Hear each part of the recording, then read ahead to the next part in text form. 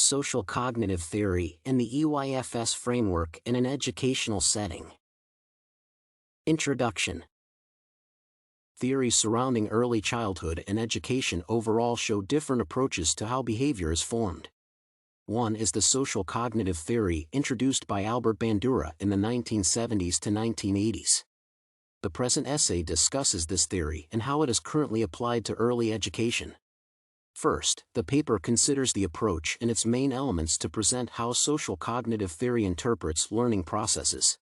Next, another framework, the Early Years Foundation Stage, EYFS, is taken to review whether the two approaches agree.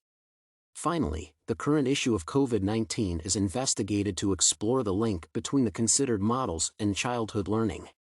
Social cognitive theory underpins the EYFS and demonstrates a lack of necessary experiences for children learning during the pandemic. Theory background: Albert Bandura's social cognitive theory. The social cognitive theory was built upon the social learning theory, but both approaches by Bandura are founded on the same principles. Bandura argues that learning occurs in an environment where one agent is observing the behavior of another and processes the action and responses to it. As such, learning is social, and observing consequences plays a significant role in repeating and remembering behaviors. People are active agents who perceive acts and analyze them before adding or not adding them to their behavior. Thus, a cognitive step in behavioral attrition exists in which a person uses the mental processes of education. For main stages of social learning, the basic process discussed in the current theory exist. They are similar for children and adults, but this theory addresses early childhood as a period where these behaviors become the foundation of one's future patterns. The first stage is attention. The person is paying attention to a specific behavior and the consequences of it for the model performing it. For example, a child may see another child cleaning up toys and being praised for this. The second step is retention, in which a person may store the observed behavior without limitation. During this time, the behavior becomes a part of one's cognition as the child becomes aware of the potential actions and their outcomes. Motor reproduction is the next step, during which a child may repeat the observed activity physically. In the used example, a child may clean up toys awaiting the same positive response from his parents or caretakers. It should be noted that the step of motor reproduction is effective only if the agent can repeat the observed behavior, otherwise, it will not become a new behavior. Finally, the last element of social learning is motivation. As noted above, the agent has to be motivated to act. Internal and external motivation sources are valuable, as the agent may want to receive a reward, desire goal achievement, or fear punishment for not acting. There are three main components of motivation: value, expectancy, and effective reaction. Thus, if a child appraises cleaning up as beneficial, this behavior will likely be learned successfully. The Early Years Foundation Stage Framework. The concepts proposed by Bandura create guidelines for helping children learn behaviors inside a social group. The social cognitive theory reinforces the idea that early education has to focus on modeling and reciprocal interaction. The influence of this approach can be seen in the Early Years Foundation Stage. It is a set of standards developed by the UK Department of Education for working with children between the ages of 0 and 5. This framework introduces prime and specific areas of development that help children build foundational learning skills for further education. Prime areas include communication, language, emotional, social, and personal and physical development.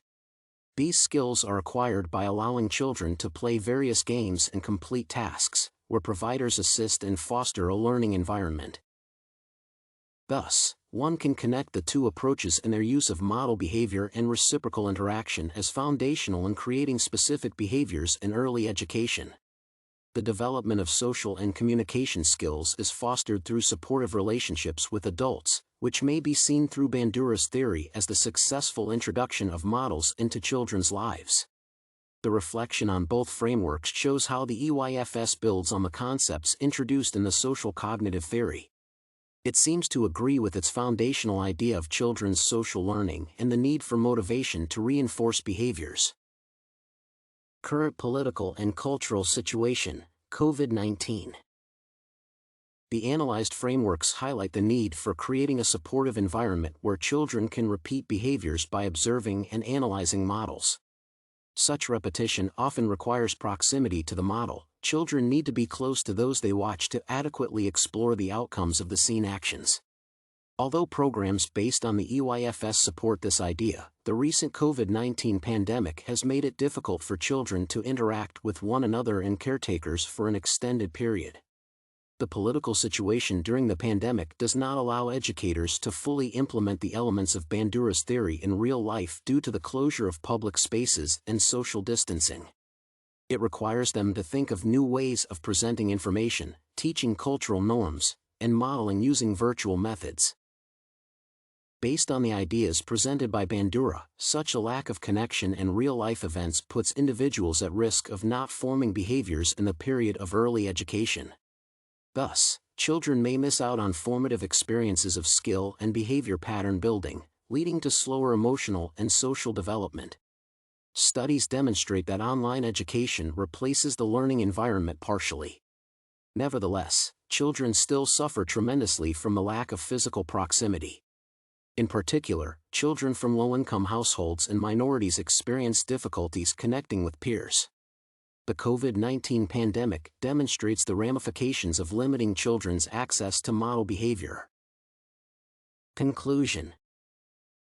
In conclusion, Bandura's social cognitive theory adds to the behavioral approach to children's learning and perceives them as active agents to repeat the behaviors of models after performing mental activities. The main aspects of the process are attention, retention, motor reproduction, and motivation, which are important for the child to remember and keep new behaviors. The principles outlined by Bandura align with the standards of the EYFS regulating children's early education. The two approaches support the idea of stimuli and rewards being used in child development. Currently, the importance of this theory is further reinforced by the issues brought on by the COVID-19 pandemic, which has limited children's access to connecting with behavior models.